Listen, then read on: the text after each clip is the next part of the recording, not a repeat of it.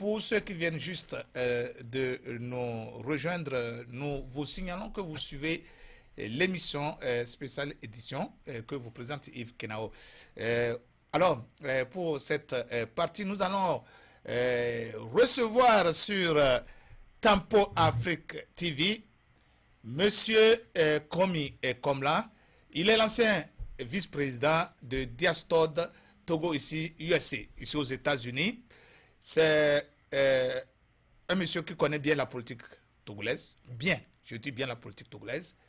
Il va nous faire le point de la situation, comment est-ce que lui, il voit la situation actuelle dans cette période tendue, vraiment tendue, entre l'opposition de la C14 et le parti au pouvoir qui tient coûte que coûte à aller aux élections législatives le 20 décembre prochain, et l'opposition qui dit elle ne veut pas l'entendre de cette oreille, qu'il n'y aura jamais des élections législatives sans les réformes. Alors, Monsieur Komi, bonsoir. Bonsoir, mon cher ami Yves Kenao. Je vais tout de suite commencer par dire que j'ai apprécié votre présentation de ma personne. Mais vous savez, la politique togolaise, nous avons commencé, nous sommes toujours dedans. Nous avons des mentors. Donc, nous ne sommes pas le top des tops. Il y a beaucoup de politiciens togolais et je ne vais pas venir ici et essayer de prétendre que je suis le meilleur des meilleurs. Nous apprenons chez les meilleurs des meilleurs. C'est ce qui nous aide à comprendre un peu la situation. Je vais commencer par m'incliner devant la mémoire de ces enfants et de ces Togolais qui ont perdu leur vie cette semaine. Je pense que quand il y a perte de vie humaine, donc cela veut dire que la situation est grave. La situation est très grave et il faut incessamment trouver une solution, une porte de sortie. Voilà, vous dites bien sûr qu'il faut nécessairement trouver une porte de sortie, mais Monsieur Komi, selon vous, faudrait-il reporter les élections législatives du 20 décembre 2018 pour que les Togolais s'entendent, ou faudrait-il aller les organiser et après faire des réformes? Vous savez, il y a un contentieux, c'est-à-dire qu'il y a eu des discussions qui étaient en cours. Et avant que la date et dans ces discussions, la date du 20 décembre était sortie. Je pense que dans l'esprit des APG, on a parlé de la concession. Pour qu'il y ait concession, ce serait normal et logique qu'il repousse la date des élections. Mais il faut aussi une volonté de régler le problème. Parce que ça ne sert à rien de repousser les élections et il n'y aura pas de règlement du problème. Donc, il faut que tous les deux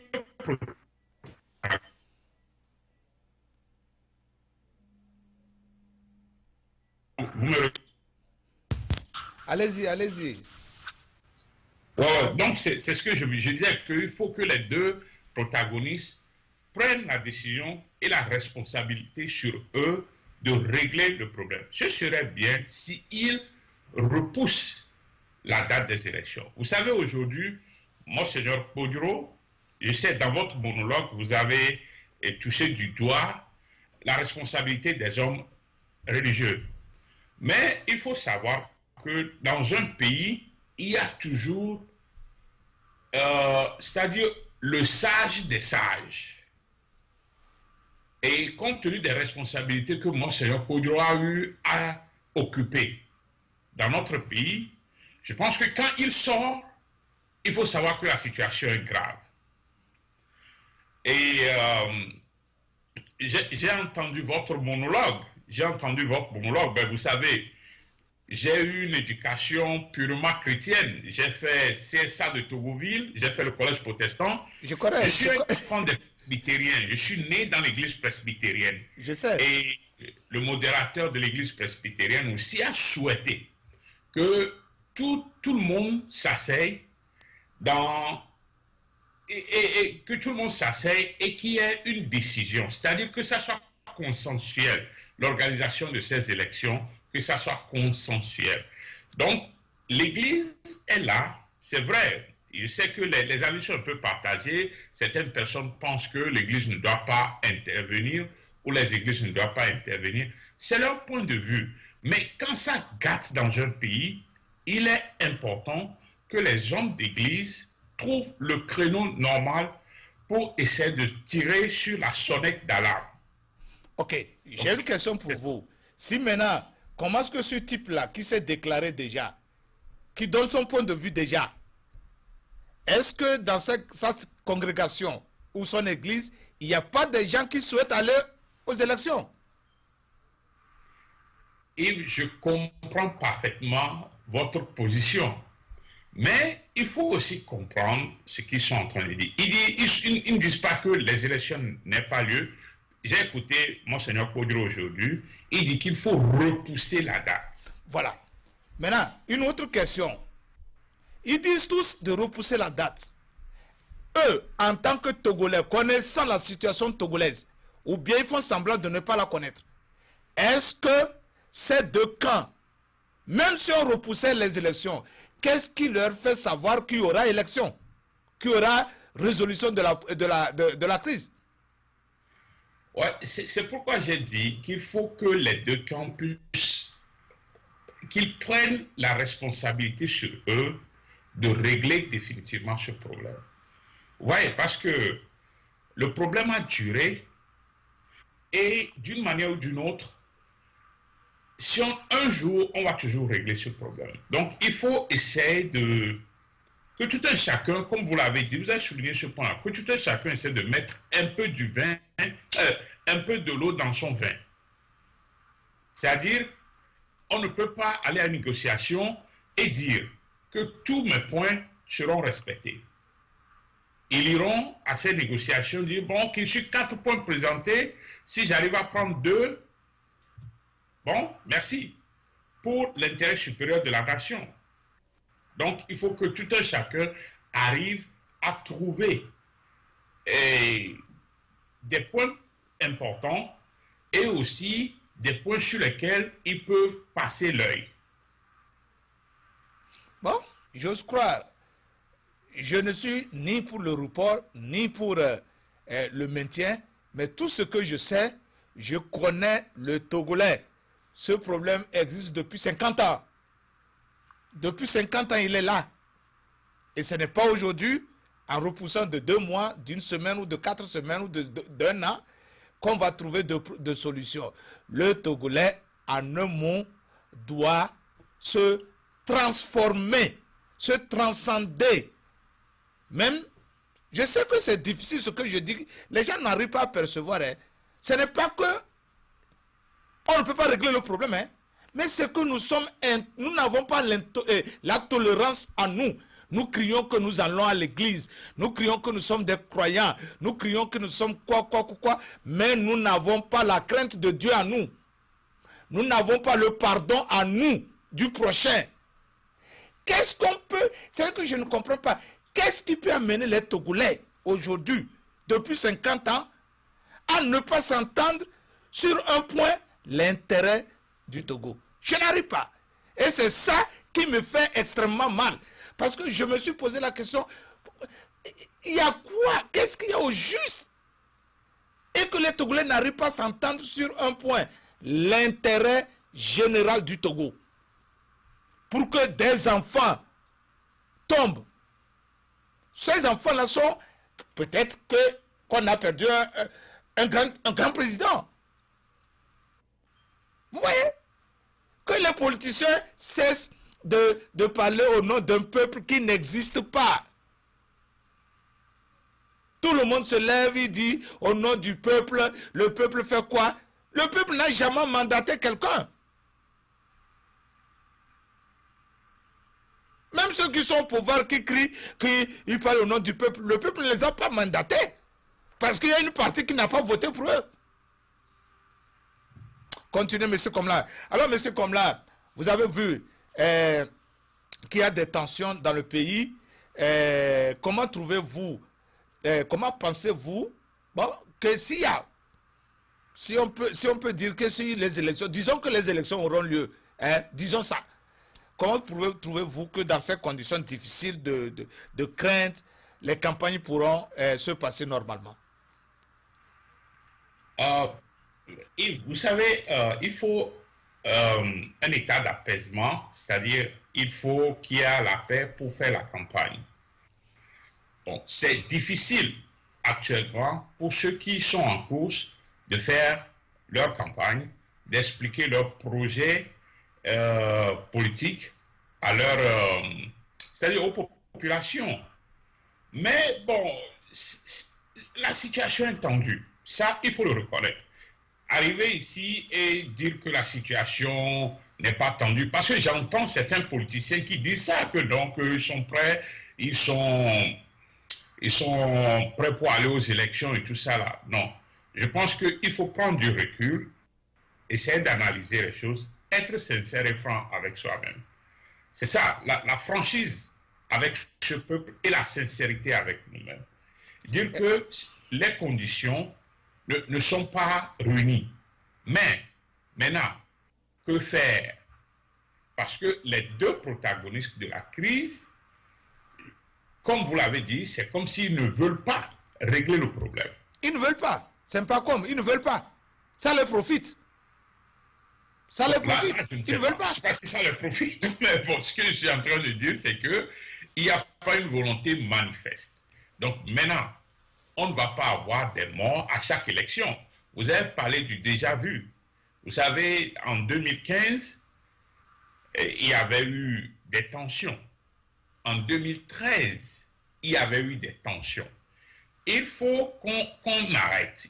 Il faut qu'on essaie de comprendre que les élections ne riment pas avec les tensions. Voilà. Les élections devaient normalement être des moments où les gens vont aller librement choisir ceux qui vont les représenter. Parce que dans la constitution togolaise, une fois que vous êtes élu, vous n'êtes plus le député de votre région seulement. Vous êtes le député de tous les Togolais. Voilà, député national. Vous êtes un député national.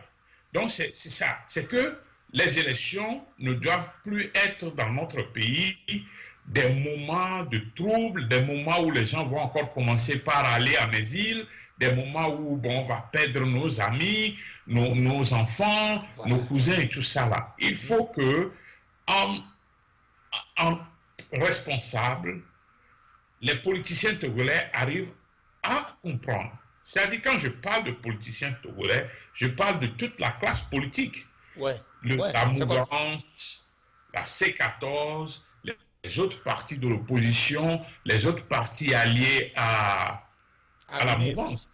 Que nous disons, bon, écoutez, on ne peut plus faire ceci. Parce qu'à côté de nous, les gens arrivent à faire des élections apaisées. Oui. Ne me dites pas que ces gens-là sont plus intelligents que nous, non, ou ils ont deux têtes.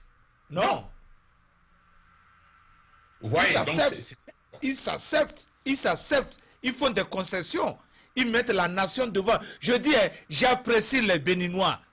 Ça, il faut qu'on se le dise. C'est la démocratie par excellence en Afrique. Nulle part. Tu ne vas voir des gens faire des alliances pour l'intérêt du pays. Le Béninois ne parle pas en termes de Béninois. Il parle en termes du Bénin. Le Togolais parle en termes de moi. Si ce n'est pas moi, c'est rien. Non, on doit évoluer. On doit sincèrement évoluer. Dépasser ces histoires de si ce n'est pas moi, c'est nous. Si ce n'est pas nous, c'est rien. Le parti au pouvoir dit c'est moi ou rien. L'opposition de la C14 dit c'est nous ou rien. Mais alors, vous voyez, monsieur Komla, vous savez pourquoi en fait la CEDEAO est muette? Parce qu'elle est fatiguée.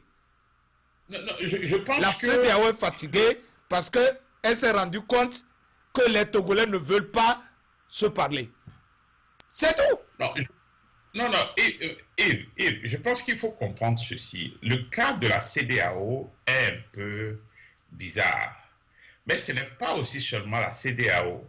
Il y a ce qu'on appelle G5, c'est-à-dire les ambassades occidentaux qui sont en Afrique, c'est-à-dire au Togo.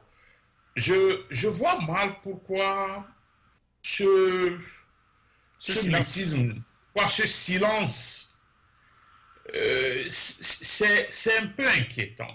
Donc c'est pourquoi moi je dis toujours que c'est à nous-mêmes les Togolais de trouver une solution à nos problèmes. On ne peut pas, en aucun cas, et je le dis bien en aucun cas, demander à d'autres personnes de venir régler nos problèmes. Ça, c'est l'exemple la plus parfaite. Les campagnes ont commencé, la CEDEAO n'a rien dit. Si je ne me trompe pas, à un moment donné, les G5 ont envoyé une lettre pour soutenir, si je ne me trompe pas, pour soutenir le processus, demander aux gens de respecter la Constitution, quoi que ce soit. Je ne comprends pas. Je ne comprends pas pourquoi, jusqu'à ce point, ni la CEDEAO, ni les ambassades occidentaux dans notre pays ne sont pas levés et dire, ben, écoutez, revenez à la table de négociation. Donc, il faut comprendre clairement que nous sommes les seuls qui peuvent régler nos problèmes. Voilà. Vous dites, Dieu et les Togolais peuvent seulement régler leurs problèmes. Voilà, mais vous dites ça, mais vous, c'est ce que je dis, c'est que jusqu'à présent, vous savez le texte que le constitutionnaliste sénégalais a fourni. Il n'y a rien d'extraordinaire que les constitutionnalistes togolais ne peuvent pas écrire. Bon, et les Togolais ont refusé de se parler et ils sont allés chercher un étranger pour leur écrire ce que même ils peuvent écrire. Je dis que je ne comprends pas. Ça me dépasse, je ne comprends pas. Bon, évoluons. Maintenant, monsieur Komla, vous savez que les gens sont en campagne. Il y a des partis comme UNIR, il y a des partis comme MPDD, il y a des partis comme PDP, des NET, des clés. Des NET et des clés, ce sont des noms des partis politiques au Togo que j'appelle. Hein? Mais hier, non, aujourd'hui même, ce matin, le vice-président du mouvement patriotique pour la démocratie et le développement, MPDD, M. Adja Gérard, il a fait une déclaration que je paraphrase et qui voudrait dire ceci, que le MPDD ne marcherait pas sur les morts pour aller aux élections.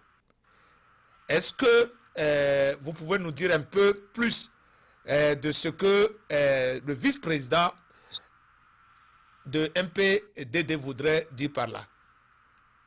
Vous savez, il faut comprendre que le MPDD était l'ancien obus, mais pas seulement l'ancien obus, parce qu'il y a des nouvelles personnes qui sont arrivées et ont rejoint ceux qui étaient dans obus. Donc le MPDD est un mouvement qui est créé par l'ancien Premier ministre Agbeoumé Kodjo. Et c'est un mouvement, moi je suis très proche, je pourrais dire même que je suis un membre de MPDD. Je suis très proche de leur idée. Peut-être que vous serez le prochain représentant de MPDD aux États-Unis, n'est-ce pas? Yves, laisse-moi terminer. Je suis très proche de ce mouvement parce que ce mouvement est arrivé à un point de la crise où beaucoup de Togolais ne sont plus dans l'optique de ce qui se passe dans certains partis traditionnels. Donc, le président Agbeoumé a lancé son mouvement qui veut regrouper tous les Togolais qui veut travailler pour la démocratie et le développement. Parce que le problème au Togo, c'est vrai, il y a un problème d'alternance, mais il y a aussi un problème de démocratie, qui est un problème d'éducation de la population aux manières démocratiques, Ouais. de formation de la population aux réalités démocratiques, et un problème de développement. Ouais. Développement dans la mesure où les gens peuvent au moins manger 2 fois par jour. Où les jeunes, quand ils finissent leurs études, peuvent au moins trouver quelque chose. Donc, c'était l'idée qui a été lancée. Et dans ce sens, il y a une décision politique d'aller à ces élections législatives de 2018. Ouais. Mais, le MPDD est prêt au report de ces élections. Ils sont ouverts au report de ces élections parce qu'ils comprennent le problème des populations togolaises. Il faut qu'il y ait alternance. Et une alternance doit être préparée dans la mesure où les gens seront appelés à rentrer dans l'esprit des APG, c'est-à-dire concessions. Que les gens s'asseyent et fassent des concessions. Mais compte tenu de l'histoire politique de notre pays, est-ce qu'il faut laisser unir seul aller aux élections? Ça, parce qu'un politicien, c'est quelqu'un qui prend le passé, le présent, pour créer le futur. Ouais. Parce qu'on nous dit que gouverner, c'est prévenir. Ouais. On ne peut pas prévenir si on ne connaît pas le passé. Et on ne peut pas prévenir si on ne maîtrise pas le présent. Ouais. Vous voyez ce que je dis? Donc, aujourd'hui, il y a certains noms qui sont des candidats. Et ces noms de famille sont déjà aux commandes des choses. Ce qui veut dire que probablement, si on entre dans une situation de 2002, les élections passent, et vous savez ce qui se passe? Le UNIR est seul à l'Assemblée. Si quelque chose arrive à quelqu'un, on fait des jeux de passe-passe, et peut-être c'est son frère qui devient président encore. Ah, là c'est grave. Ok, là c'est grave, n'est-ce pas? Ouais. Mais, parce que je dis, il faut, en tant que politicien, il faut que nous examinons bien le passé. Ok? Ouais. En 2013, si vous vous souvenez, CST n'était pas très chaud pour aller aux élections. Et c'est seulement Coalition Arc-en-Ciel qui avait déclaré dès sa création qu'ils étaient un regroupement électoral. Maintenant, vous voyez ce qui se passe maintenant. Au moins, aujourd'hui, on peut dire que l'opposition a une minorité de blocage. Sinon, le RPT aurait procédé aux réformes à leur manière. Ce que je voulais dire, c'est que si la CST n'avait pas décidé à la dernière minute d'aller à ces élections, ce seraient seulement les députés arc-en-ciel qui seront à l'Assemblée présente. Et ils n'auront pas cette minorité de bloquer tout ce qu'ils ont bloqué jusqu'à présent. Ouais, tu as raison. Donc c'est ce que je suis en train de dire. Si, parce qu'en connaissant le régime, ce sont des gens qui s'entêtent. Ce sont des gens qui ont déjà leur plan. Est-ce à dire que le président fondateur de choses, le président national, M. Agboumé, est-ce à dire, est-ce qu'on peut dire qu'ayant fait, qui a été membre de ce parti par le passé, il connaît bien les pratiques, et étant aussi de l'opposition, il peut faire la part des choses, et trouver l'intermédiaire. Est-ce qu'on peut dire ça? C'est ça qui l'amène à comprendre vite le jeu. Avant de venir à ça, laissez-moi vous répondre à votre question concernant Gérard Adja. Ce que Gérard Adja disait, qu'on ne va pas marcher sur les cadavres pour aller aux élections, c'est tout juste pour dire que la situation n'est pas bonne. Ce qui se fait actuellement n'est pas ce n'est pas normal, quoi. Qu'on ne peut pas tuer des enfants qu'on ne peut pas tuer des gens en période de campagne. Donc, c'est ce qu'il est en train de... je pense que c'est ce qu'il est en train de dire. Maintenant, revenant à Guillaume, vous savez, aujourd'hui, je ne pense pas que le débat doit être focalisé sur Guillaume ou pas. Guillaume, c'est quelqu'un qu'on connaît bien au Togo et qu'il n'est plus à présenter. Il connaît bien. Il a fait les deux écoles. C'est-à-dire, il a fait l'autre côté et il a fait ce côté. Donc, c'est quelqu'un qui a beaucoup d'expérience. Voilà. Et personnellement, dans cette période, je pense qu'il n'est plus à présenter et il connaît bien la politique togolaise. Je pense que c'est l'une des personnalités qui probablement a eu la chance de servir son pays. Donc, voilà, si j'ai posé la question, c'est juste pour que tu puisses faire sortir ce côté de l'expérience, du président national de MPDD. C'est-à-dire que si vous voyez la démarche de MPDD, c'est une démarche qui tend à faire, c'est comme si c'est la résultante qui doit conduire à une solution. Si on veut trouver une solution, si on veut être honnête et trouver une solution, je pense que c'est ça. Il n'y aurait ni gagnant ni perdant. Bon, c'est le point de vue de Yves Kenao. Il n'y aurait ni gagnant ni perdant. C'est pour ça que quelque part, je dis que si les élections du 20 décembre tiennent, le MPP, le MD et le MPDD fera un bon score. C'est ce que je vois parce que quand je lis la plateforme, quand j'écoute les bandes, quand j'ai écouté le vice-président, quand j'ai écouté le président national même, ce sont des choses que tout Togolais qui aspire à une alternance et à une démocratie participative doit accepter ou peut accepter. Ben, comme le Togo est un cas particulier, je ne peux pas quand même donner ma tête pour dire que les Togolais vont accepter comme cela.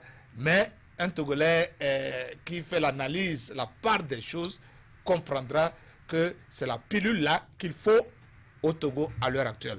Monsieur Komla, merci beaucoup pour votre intervention. Je voudrais aussi que vous nous donniez aussi l'appréciation de la société civile dans cette histoire d'élection législative de 2020. Qu'est-ce que vous pensez de la position de la société civile au Togo? Yves, est-ce que vous me recevez? Yves, est-ce que vous me recevez? Oui, je te reçois. Ok. Bon, vous étiez en train de parler du MPDD. Vous savez, moi, je n'ai jamais fait au but. Ouais. Je l'ai déjà dit, je n'ai jamais fait au but.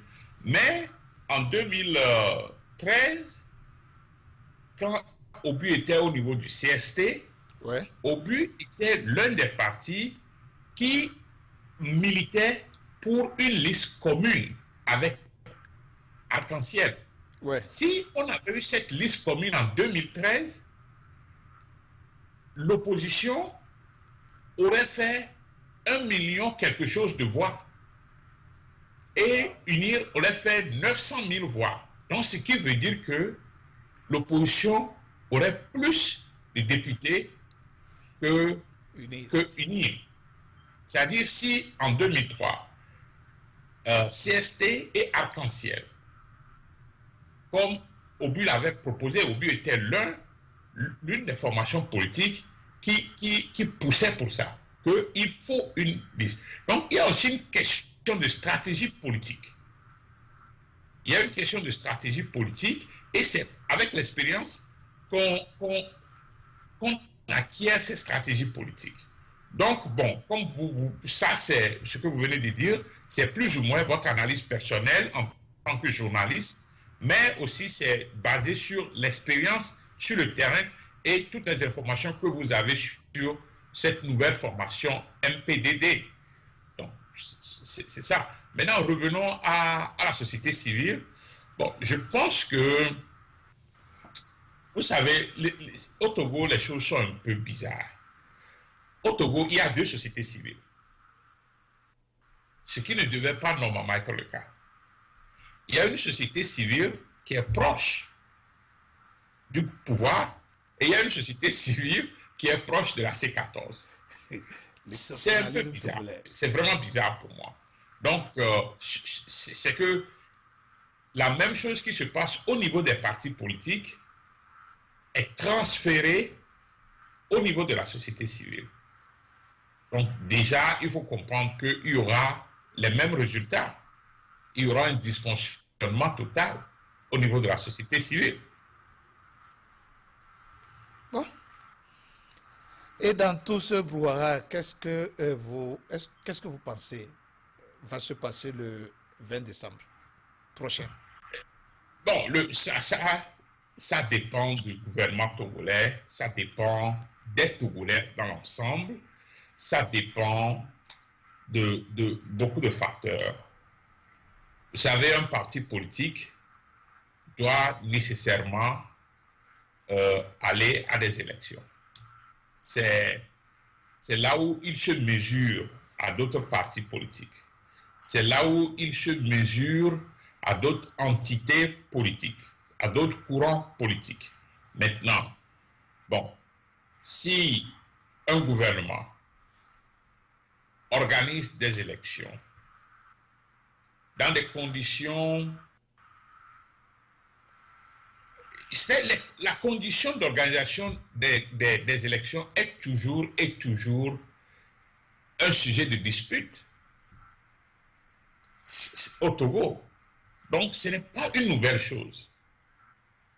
Vous vous souvenez, en 2015, le président John Mahama et le président Ouattara étaient venus à Lomé, ils ont eu des discussions avec les candidats et puis ils ont repoussé la date des élections sur 10 jours. Sur 10 jours, oui.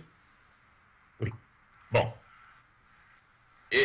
C'est-à-dire que maintenant, la campagne a déjà fait une semaine. Et les partis ont mis beaucoup de fonds dedans. Bon, ce serait une première de repousser les élections dans les campagnes. Mais selon la ligne du MPDD, ce serait la meilleure solution qu'on repousse les élections qui est consensus.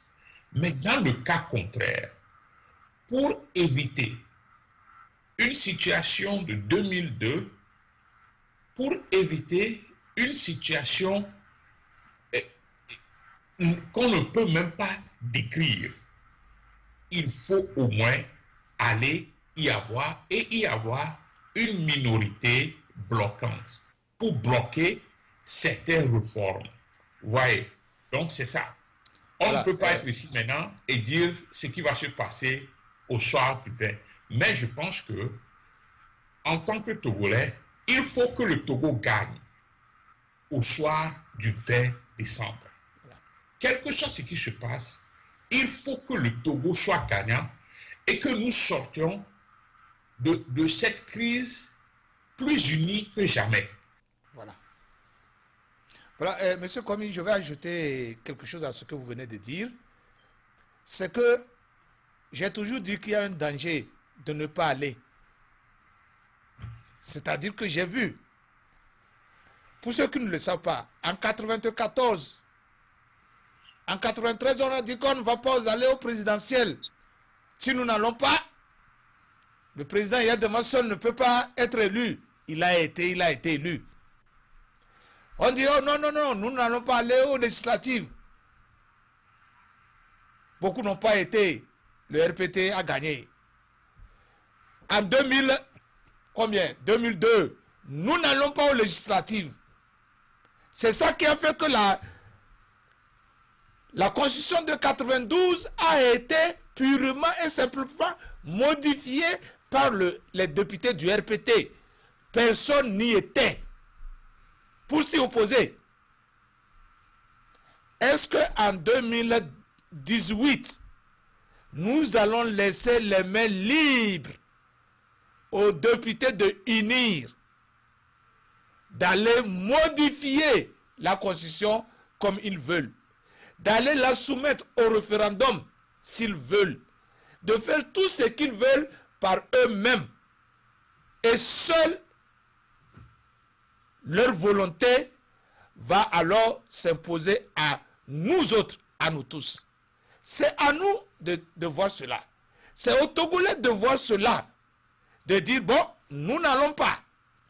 Et nous laissons les mains libres à UNIR et à ses acolytes d'aller organiser les élections, de se distribuer les postes pour que UNIR puisse avoir autant de députés et avoir les 4/5 et modifier la constitution comme il veut, ou nous participons et nous prions Dieu pour que nous puissions avoir des sièges et avoir une minorité bloquante. C'est-à-dire quoi? Au sein de l'Assemblée, avoir des députés pour que UNIR seul ne puisse pas avoir les 4/5 qui lui permettent de modifier la constitution telle qu'il veut. C'est à nous de décider. C'est-à-dire que j'ai dit au début, les élections ont une conséquence, ont des conséquences. Nous allons, et si Dieu nous aide, nous allons avoir des députés, nous allons constituer peut-être une majorité, ou, au cas des pires, une minorité bloquante. Et là, nous allons faire valoir nos droits, nos idées, ou alors, nous laissons le champ libre à UNIR et à ses acolytes, et après, nous n'aurons que nos yeux pour pleurer. Et là, je vous dis cette fois-ci, avec l'œil de la communauté internationale, surtout ce qui se fait au Togo, ne fera pas des erreurs comme en 2005, en 2015, aussitôt après ces législatives, si elles tiennent, si elles ont lieu, il va modifier tout. Et la communauté internationale est prise à témoin. La CEDEAO est prise à témoin. Et qui va se lever pour contester cela? Vous voyez le danger? Il y a un danger, un péril en demeure. C'est à nous de voir si nous sommes réellement des politiciens.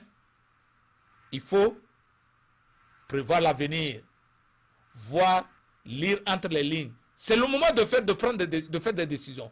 C'est le moment de prendre des décisions. C'est ici que je verrai ceux qui sont vraiment des leaders, ceux qui sont des éclaireurs. Parce qu'en ce moment précis, il faut décider. Il faut décider de l'avenir de ce pays. Vous laissez UNIR seul aller, il va modifier les choses telles qu'il veut, et vous n'avez qu'à se soumettre.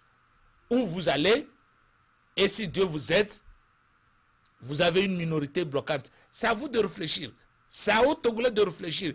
Et c'est sur ce point que je demande à tous les Togolais de passer une très bonne nuit et de méditer encore une fois. S'il y a report, qu'on reporte. S'il n'y a pas, que les gens réfléchissent avant de dire nous n'irons pas. Je vous remercie.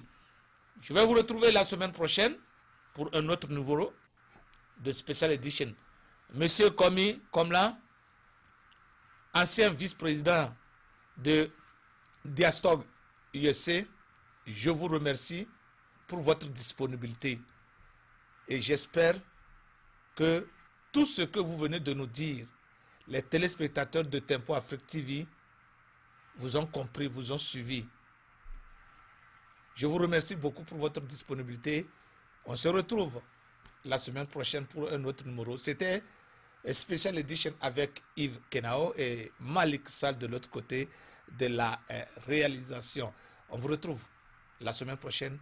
Jusque-là, que le bon Dieu, que Allah Tout-Puissant vous garde et qu'il vous protège. Bonne nuit. Suivez Tempo Afrique TV, la télévision des Africains, pour les Africains, par les Africains. Contactez-nous tempoafrictv.com, iptv.tempoafrictv.com, téléphone 612 804 0295. Email tempoafrictv@gmail.com. Tempo Afrique TV, l'éveil de la conscience africaine.